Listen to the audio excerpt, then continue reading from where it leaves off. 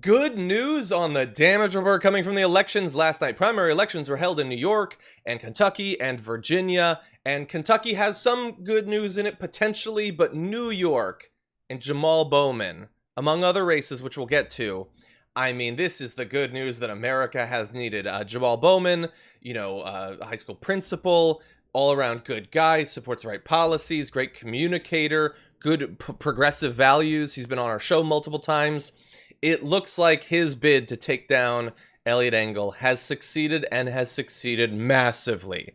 Now understand, we don't have the final numbers, and technically the race is not over, so I'm saying all of this knowing that hypothetically something of the absentee ballots could throw the entire thing into chaos. But as of right now, despite the last-ditch effort from people like Hillary Clinton and Schumer and Cuomo and a million of other establishment Democrats who came in at the last second, as well as Republican money to try to save Eliot Engel, Jamaal Bowman is up by like 24 or more points, which is just a massive lead. It was like a hope Bowman could take down Engel, but he might have crushed Engel. I got to talk about this a little bit on the election coverage last night, JR, but what did you think about this? It sounds like you still have the juice going from that, the energy and push for that, right? So this is reminiscent of what was going on with AOC, as we know. Obviously, there's similarities. We got the Northeast, we got New York specifically, and the takedown of someone that previously it seemed wasn't a problem, So we knew establishment levels of people in politics, but he was never like a target. This seemed like a late push. Once Bowman got in, no one, I feel like many people didn't think before, hey, Eliot Engel's a guy that we gotta get out of there because it's destructive. But it gets highlighted with this shift in politics and shift in the country and people paying attention. I'm not sure if his hot mic situation was a big part of the downfall, but there's a thing that's going on, man. We talk about election day surprises or, whatever they call it, the October surprises when it comes to presidential elections, right? There's things that happened right at the end and everyone's paying attention. It's what also fed to the degree of energy behind protests around the country is people aren't working, and the people who are working generally are at home working, and everyone has a computer in their face, and they're paying attention to 80% more of what they used to. And I think even seemingly small things like Engel saying on a hot mic, I really wouldn't care if it wasn't for my primary, sticks, man. It sticks for a long time. People don't forget that. Even if they forgot exactly what the quote was, they were like, that's a guy who doesn't care about me and only cares about winning re-election. And actually what he's going to talk about, which is in direct connection to these protests, wasn't really heartfelt. So I think that's just one aspect. There's many others. Bowman ran a great campaign. I don't want to just say Engel screwed things up. But it's a shift in the way people are seeing their politicians. We used to think, as a Democrat, he'll be fine. We got to keep him in place. That's what the Hillary Clinton, I think, portions of the party are beginning to lose grasp on, to say, we got to keep him in place, because if we don't keep him in place, then a Republican's going to come in and screw everything up even worse. People are beginning to not buy that anymore. I hope so. I agree. I think that the Engel comment was really bad for Engel, and I understand some people say, well, he was just joking. Okay, he might have been saying it in jest, but he was describing the situation. Like, it wasn't a joke in substance. He wouldn't have been showing up, and he hadn't been showing up until it started to look like the challenge was significant. And so, look, I want to go to a little bit of Bowman's speech last night. It's not a victory speech, really, because, again, we don't know for sure exactly what's going to happen. But here's what he had to say about the movement that he's trying to lead in this district. Unfortunately, as we all know, we live in a country where, despite our financial wealth, we have tens of millions of children still living in poverty. And as an educator working for the Department of Education for 20 years, I've seen the impact of poverty on the lives of our kids each and every day. And poverty is not a result of children and families who don't work hard. Our children and families work as hard as anyone else. Poverty is by political design. And it's rooted in a system that has been fractured and corrupt and rotten from its core from the inception of America, especially over the last several decades.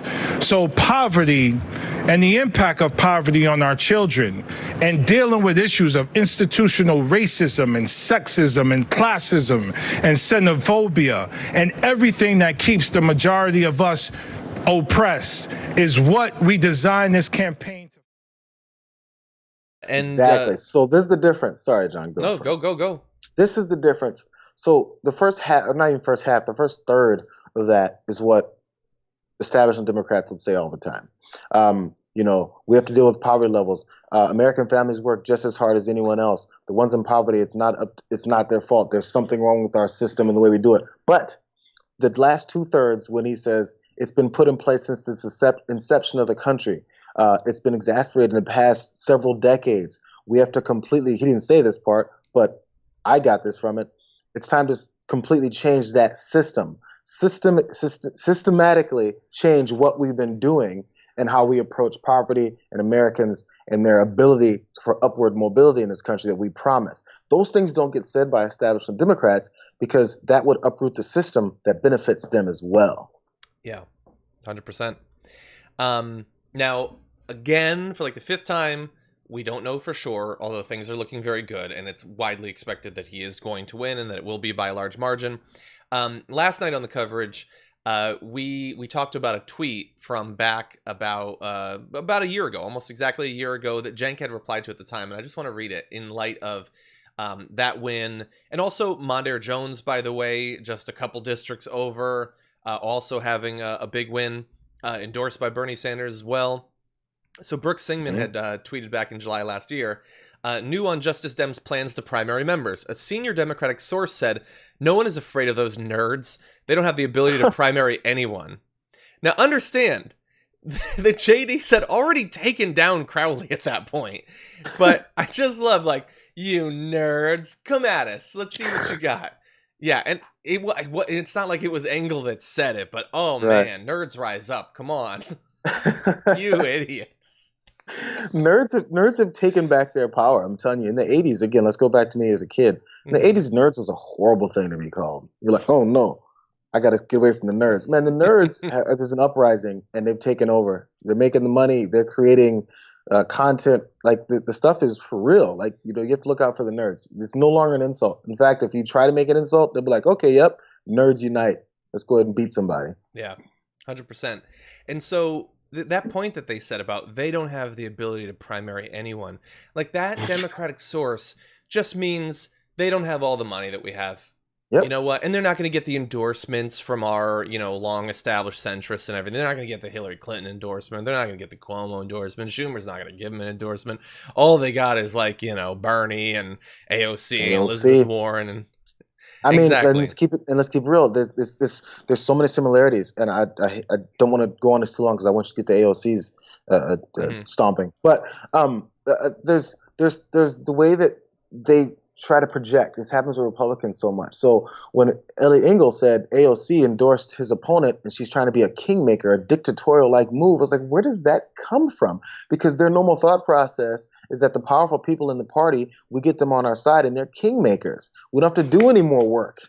Mm-hmm. If it wasn't for my primary, I could sit here. So they use the usual kingmakers of Crowley and Hillary Clinton, and they're the ones who come in and sweepingly tell everybody what to do, and this is what happens.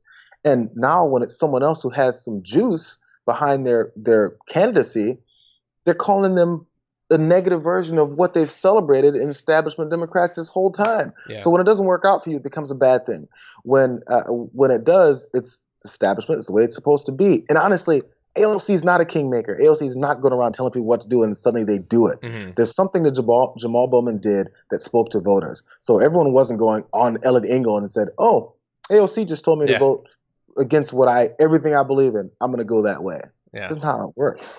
Yeah, and look, he's been saying for a long time, because the article is always, will Jessica Cisneros be the next AOC? Will Nabila Hassan be the next AOC? Will Jamaal Bowman be the next AOC? And all of them are like, no, I'm going to be me. They're going to use some of the same tactics, but he's not trying to be the next AOC.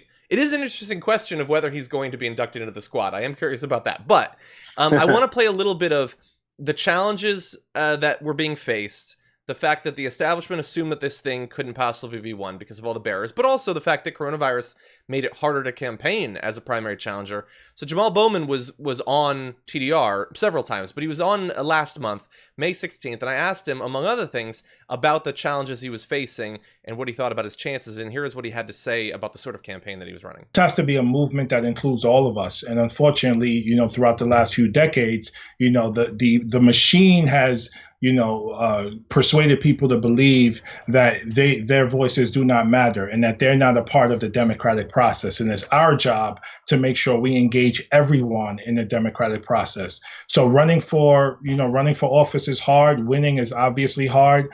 We've been running a very strong campaign. We're very excited about where we are, and we're very close to pulling us out in the next 41 days on June 23rd, when we hopefully win this election. I'm just really excited. Needed good news. I'm sure many people watching needed good news.